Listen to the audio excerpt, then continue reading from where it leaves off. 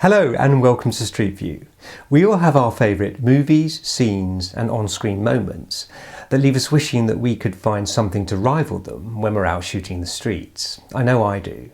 But perhaps we just need to try a little harder when we're on our photo walks and learn to recognise it when a potentially strikingly visual scene presents itself. In this video, I'm going to be looking at some of the most brilliant filmmakers and how they use location, light and shade to create dramatic looking scenes, and how we can try to do this to not only enrich our photography, but to give it more of a cinematic look.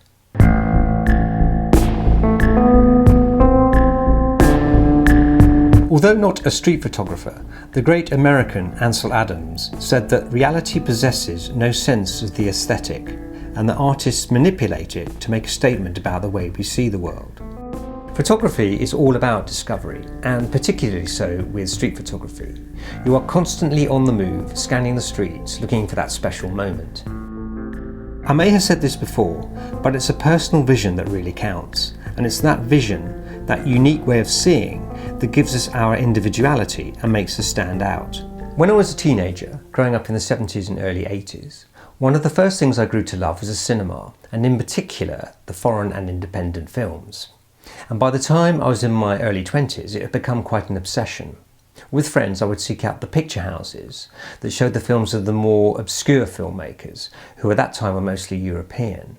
And I'd watch the films fascinated by the cinematography and, to my young eyes, the unusual framing and visual techniques they employed. I think watching these films has played a big part in shaping my photography and has taught me to see things in a particular way. I would encourage anyone who has not seen the art house films by the likes of Jean-Luc Godard, Jacques Tati, Andrei Tarkovsky, Federico Fellini and Wim Wenders.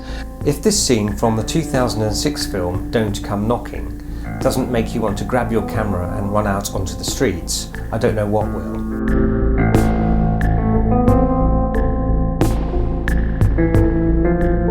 Other filmmakers that I regularly go to for inspiration are David Lynch. He has an extraordinary imagination that lives in a very strange but very beautiful world. In terms of cinematography, I like the following films.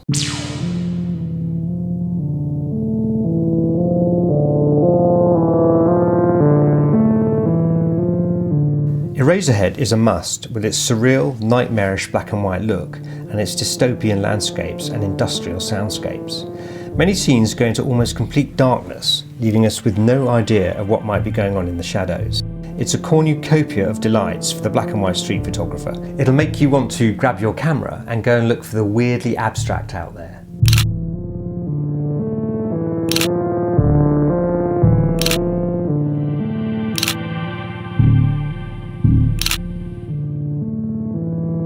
Think of how we can use our night photo walks to capture scenes that show just a suggestion of something that might be hiding in the shadows, and leaving it up to the viewer to use their imagination to complete the picture.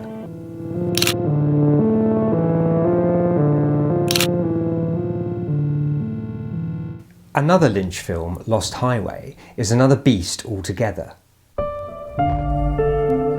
Here the mood is creepy noir ambience, but once again with a dreamlike quality.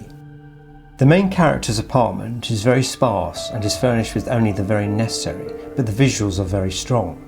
In much of the film scenes, dark graduates into darker, and the colours that dominate are browns, yellows and reds, and a chocolate filter was used.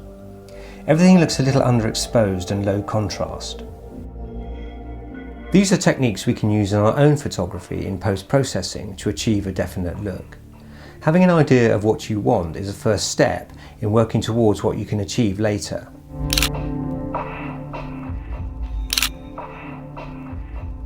In Roman Polanski's Rosemary's Baby, which features the cinematography of William A. Fraker, the film has a low contrast, soft coloured look which gives it a dreamlike mood. Brilliant compositions and camera placements using wide lenses give real depth to the scenes, making them appear like another character in the story. The use of space being a key component in the way Mia Farrow's character is portrayed. I like this approach of using the environment to overwhelm and oppress the character, like the world is closing in on them. This is something else we can do in our street pictures.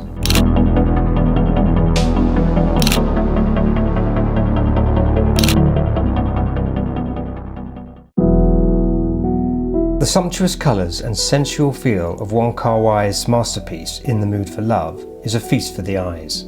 Shot in Bangkok, the framing, shadows, confined spaces and vivid colour palette draw you into the personal space of the lead couple as you watch the unfolding attraction they have for each other. It really is a voyeuristic piece, enhanced by the use of subframing or frame within a frame technique. Again, the lead characters appear trapped by their environment, bound together so they cannot escape, intensifying their plight. When you're shooting, look for ways to trap your subjects by using their immediate surroundings to convey a feeling of isolation. Close cropping, whether during or after shooting, can be an effective tool, as the edges of the picture will give the impression that there is no way out.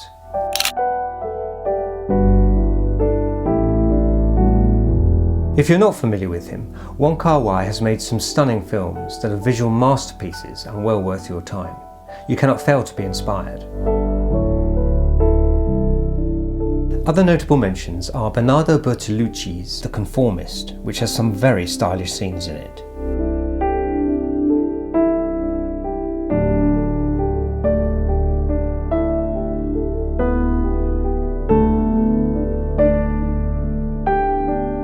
Sogo Ishii's delectably shot Labyrinth of Dreams is full of inspiring scenes for the black and white enthusiast.